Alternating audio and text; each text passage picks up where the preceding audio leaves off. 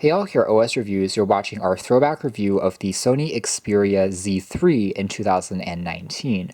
This was Sony's flagship smartphone back in 2014, so now it's almost 5 years old. Let's find out if it's still worthwhile as perhaps a budget or a backup device now. So first of all, in terms of pricing, you can now pick up the Z3 on Amazon or eBay for about 50 to 60 bucks. So for the sub $100 price, we're talking about a 5.2-inch Full HD display powered by Sony's Bravia engine. We also have a 20 megapixel camera on the rear, along with the Snapdragon 801 processor coupled with 3 gigabytes of RAM.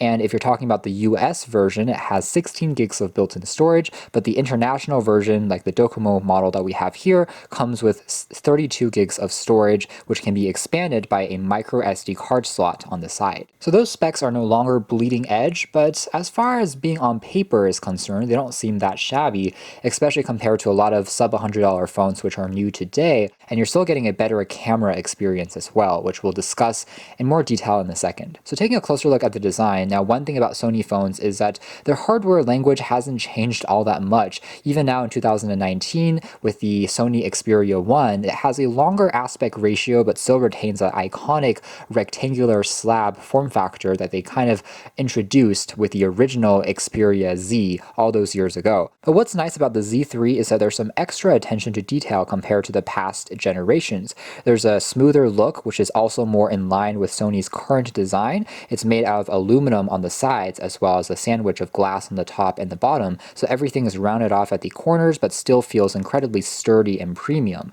Furthermore, the Z3 also introduced the first time that Sony had stereo front-facing speakers on their flagship smartphones. So there's one on the bottom and one on the top. Of course, in 2019, the biggest difference with this and a newer phone is going to be the aspect ratio of the display. This one has a traditional 16:9 with rather large bezels on the top and the bottom, but as aforementioned, it's at least being used to pack in the stereo front-facing speakers. Now, on the right-hand edge, we have access to the aforementioned micro SD card slot for expanding the built-in memory, along with a nano SIM card slot. There's a very ergonomically placed power key that you can tap on to turn the display on or off. You can also use gestures like double tapping the screen to do that. And there's also a volume rocker below the power key. A rather strange placement, but overall works quite well after you get used to it. It also makes it a bit more ergonomic to use as a camera zoom control. On the edge here is also a two-stage camera shutter button, which is actually very convenient. Sony has always had an emphasis on photography with their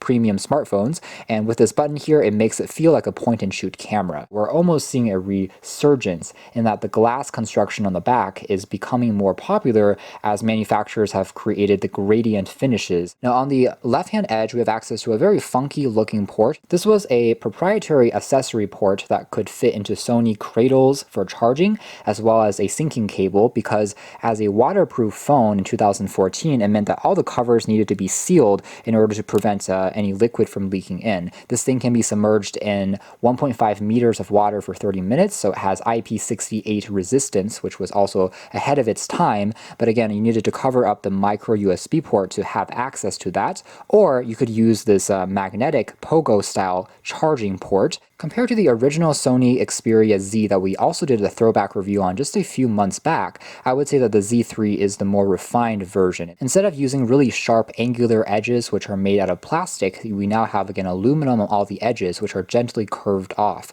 which just makes the ergonomic feel a lot better, and as a whole makes the phone also feel more premium and solid. The display is still plenty sharp and offers great viewing angles and visibility. It's treated by Corning for scratch and wear resistance, and the battery underneath here is a 3,100 milliamp hour pack, which for a 5-inch phone is actually pretty good. Sony's Xperia phones have always bested the competition in terms of battery capacity in the flagship phones.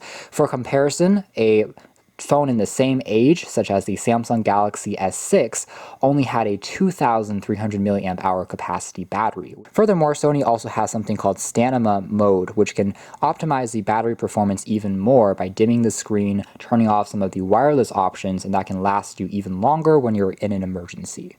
I remember when I first picked up a Sony Z3 about 3 years ago, how shocked I was at how responsive the screen just really feels. The lightest touch will register, just making the interactive interactive experience feel a lot more seamless because of how sensitive the screen technology here is. Now, if we point at the light here, you can see some of the light chamfers on the edges, which are very delicate, but you can see it if angled at the light just right. Now, the phone came originally with Android 4.4 KitKat, but Sony actually upgraded it to Android 6.0 Marshmallow, which is not bad at all. You aren't going to find any of the latest modern gesture support from Android Pie over here, but overall, as far as the core apps are concerned, everything still runs just fine. Some of the security patches are going to be a little out of date, so that is certainly a risk to consider if you are using it for business or enterprise, but as a backup phone or for personal use, overall it still suffices. The Xperia skin on top of Android is not going to be everyone's cup of tea, but it's already been toned down compared to the Android KitKat days, where Sony put on a lot of their value adds to distinguish their phones from competitors. You'll still find a lot of additional options and apps from Sony, such as gallery, music, and video apps, which work pretty well. Sony, of course, also has a legacy in producing excellent multimedia players and Walkman devices, in addition to the standard 3.5mm headphone jack on the very top. So scattered along, you'll certainly see their presence, such as proprietary widgets, some of their camera apps, some of their LifeLog apps, which is automatically detecting when you go to sleep, as well as kind of your fitness goals and activities, how long you're using social media, how long you're using certain elements on the phone. So it gives you a log of everything you're doing to show you your lifestyle habits. We also see the presence of some micro apps. So if I tap on the multitasking key down below here, these are going to be small windows that will open up on top of your currently running applications in the background, which allows you to maybe perform some multitasking, to do some quick computation, maybe if you also have a Word or an email document open in the background. So let's take a quick look at the camera quality first. We can long hold on the shutter key here to launch into the camera, or I can also double tap on the power key 2 times when the screen is locked to automatically jump into the interface. So with Android 6.0, the interface of the Sony camera app has also been modified, but what we're able to do is just cycle back and forth from the top to go through a superior auto mode. We can do a video mode, or I can go to the specific camera apps and settings that I can choose from. This camera is capable of shooting 4K video, however, it only has EIS and no optical image stabilization, so you do need to maintain a pretty steady hold. What Sony has on here is a lot of interesting effects, including AR filters that you can play around with. So it will use the camera to first scan the surfaces that it's looking at, and then project these tiny little fairies or kind of virtual people on top of the whatever you're looking at. Other software tricks include background defocus. So obviously this phone doesn't have a dual camera setup, but by taking a sequence of shots, it's able to selectively focus an object that's closer than 20 centimeters to it, so you can blur out everything in the background. And the software actually works really well. You just have to wait for a split second longer, but it creates a bokeh effect using this device. And overall, I would say I'm fairly pleased with the performance here. There's plenty of details, and combined with an excellent display on the phone, you're able to really zoom and crop to your heart's content. Colors look very natural as well.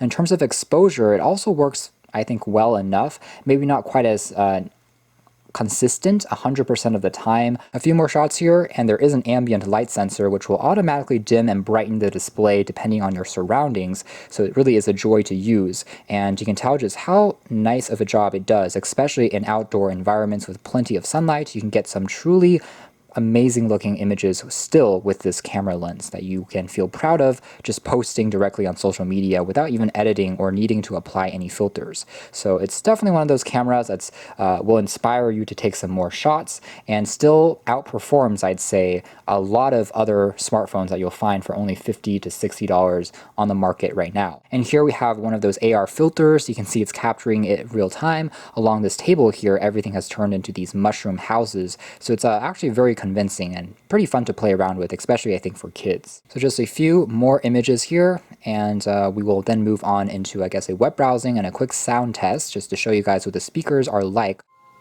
Pausing the track there, takeaway is that the speaker quality is great. Just because it's front-facing and packs a stereo pair that is aimed directly at you gives you a lot of immersiveness if you're watching back a movie as well, and you can always use standard headphones as well. If we're doing a very quick web browsing test here, let's just try loading back the New York Times using Chrome. You can see it loads back really fast. The reception quality of this phone is excellent. It's taking a few seconds longer, but afterwards you can see how all the images, text, and advertisements are loading along. So the Snapdragon 801 again is still doing doing a terrific job. It just gets slightly warm now if you're doing tasks for a prolonged period of time, maybe watching a YouTube video in full HD and then web browsing with lots of apps in the background. It definitely gets slightly on the warm side. But all in all, you can still see how it's very responsive. And 3 gigs of RAM means that you're still going to be able to get a pretty good amount of apps running in the background before seeing any drops in performance and consistency. They don't need to reload or anything. If we just jump back and forth between the YouTube app here, you can see everything here is still rendered in the memory. What's kind of interesting about the Japanese or the Docomo version of this phone is that it comes with a few different launcher packages that you can tap on the Docomo Live UX, and that will change it from the Xperia launcher into this one here, which is exclusive for Japan. The icons are a bit more colorful and large, but what's interesting here is I can just swipe up from the bottom to access a dashboard of news feeds, and then I can drag downwards halfway to have access to my list of all applications. So it's kind of a gesture-based UI that is kind of ahead of its time, but you can just swipe up and down to navigate between everything with just one hand, and you still have the regular home screens that you can cycle between.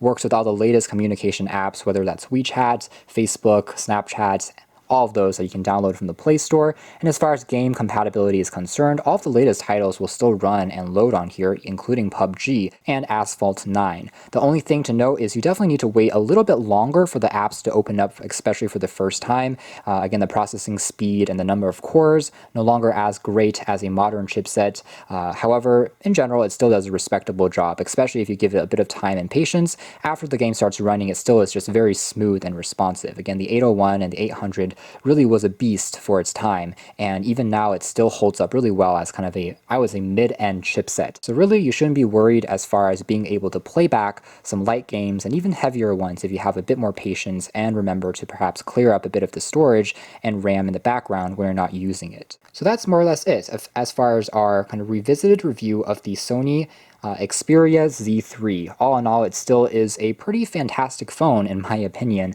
that was ahead of its time, and now as a budget device, just shows how quickly the value of electronics kind of degrades. And I think part of the reason is because Sony's smartphones haven't been doing too well, especially in the United States. They're no longer as popular as they once were, so their retention value has also dropped significantly in the past year based on my observations. Just in 2018, a Sony Z3 would fetch for $100, $200 on eBay, but now it's fallen to, again, 50-75% of that. So it's pretty much at an all-time low. Sony's game in the smartphone market is perhaps going to see an upswing heading into 2019 as they just released a slew of devices at Mobile World Congress, which look pretty promising. So they're definitely still trying, even if their market share has definitely dropped because of a lot of competition from cheaper, newer Chinese brands. Sony, at least, I think, has the potential to come back pretty strong in terms of smartphones because their devices are very well crafted, as well as offering a great balance between performance as well as ergonomics, excellent camera performance, excellent audio performance, and very good battery performance as well. So there's not really too much more that you can ask for, and the design, at least for its time, was also very beautiful and elegant. The Xperia Z4, of course, is newer, but it uses the Snapdragon 810, which has some more overheating and thermal throttling issues. So by comparison, I would say that the Z3 might actually be a stronger value right now. And then the Z5 is basically the end of the line, also using the Snapdragon 810 before Sony transitioned to a different naming scheme. So again, the Z3 really is the last Sony Xperia Z series that I would say is both modern but also really affordable right now that you can check out. You can check out more details if interested in the links down below, but for now that's been our video. Thanks for watching here at OS Reviews. That's been our throwback review of the Sony Xperia Z3 here in 2000.